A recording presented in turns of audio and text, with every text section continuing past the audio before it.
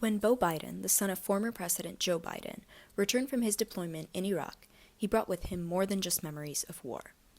Years after his return, he was diagnosed with brain cancer, something his family believes was linked to toxic exposure from burn pits.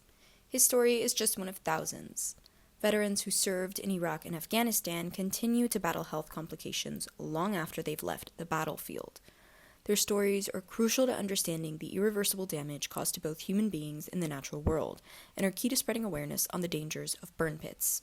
During the wars in Iraq and Afghanistan, the U.S. military used massive open-air burn pits to dispose of waste, including plastics, electronics, chemicals, medical supplies, and even human remains.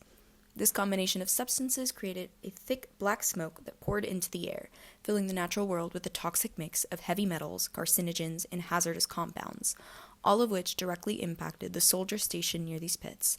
As they breathed in these fumes, these soldiers unknowingly exposed themselves to the long-term and even deadly health risks. Iraq and Afghanistan were both central figures to the global conflicts of the early 2000s. Following the September 2001 attacks, the United States sent in forces to invade Afghanistan. The goal was simple: dismantle al-Qaeda and overthrow the Taliban government that had protected its leaders. However, this quick and easy mission became much more than that. It had evolved into what would soon become the longest war in U.S. history, lasting 20 years, from 2001 to 2021. This destabilizing conflict brought with it years of violence, political turmoil, and humanitarian crises that still run rampant today. In March 2003, U.S. forces invaded Iraq with the goal to end the rule of Saddam Hussein and destroy Iraqi weapons of mass destruction, a claim that was never substantiated since the weapons were never found. The U.S. invasion triggered widespread instability, unleashing violence, insurgencies, and drawn-out occupation that completely shattered the nation, leaving it defenseless.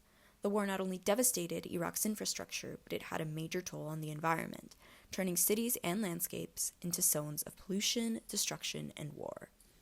Throughout these military operations, the use of burn pits became an unknown danger, directly impacting U.S. military personnel while also contributing to environmental degradation in countries already devastated by war.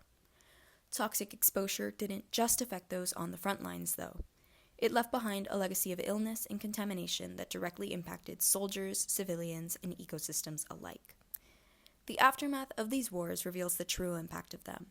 These consequences extend far beyond the battlefield. They impact both human beings and the natural world. But why do burn pits pose such a threat? These large, open-air sites were used by the U.S. military outside of the United States as a way to dispose of distinct materials that don't mix well. Unlike commercial incinerators, which are controlled and moderated to burn waste at high temperatures to reduce any harmful emissions, burn pits were totally unregulated, releasing toxic smoke directly into the air, where anyone and anything could be exposed to hazardous material. Exposure to the smoke could bring about both short-term and long-term health risks, especially to those stationed near these pits for extended periods, or even those with pre-existing conditions. There were immediate effects, like eye irritation and discomfort while breathing, but those were merely temporary. On the other hand, there's been increasing concern over the more severe consequences of this exposure. For example, respiratory diseases, neurological conditions, and rare cancers, which developed at alarming rates. Yet, for years, their suffering was almost silenced, completely dismissed. Their conditions remained unrecognized by the government despite widespread reports of illness amongst these veterans. Research on the full impact of burn pits is unfortunately quite limited, but there have been a few cases of successful studies. For example, in 2022, a study conducted by Timothy Olson, Dennis Caruana, and a few other researchers examined 21 U.S. veterans exposed to burn pits, finding that they all had signs of lung damage.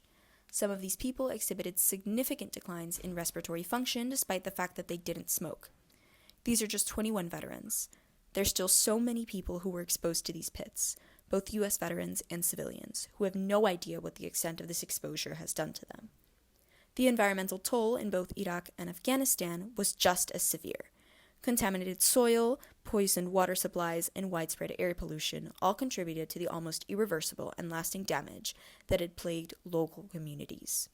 The water supply in war zones was directly contaminated by oil from military vehicles and depleted uranium from ammunition, something that only continued to endanger both the human and animal populations of the area.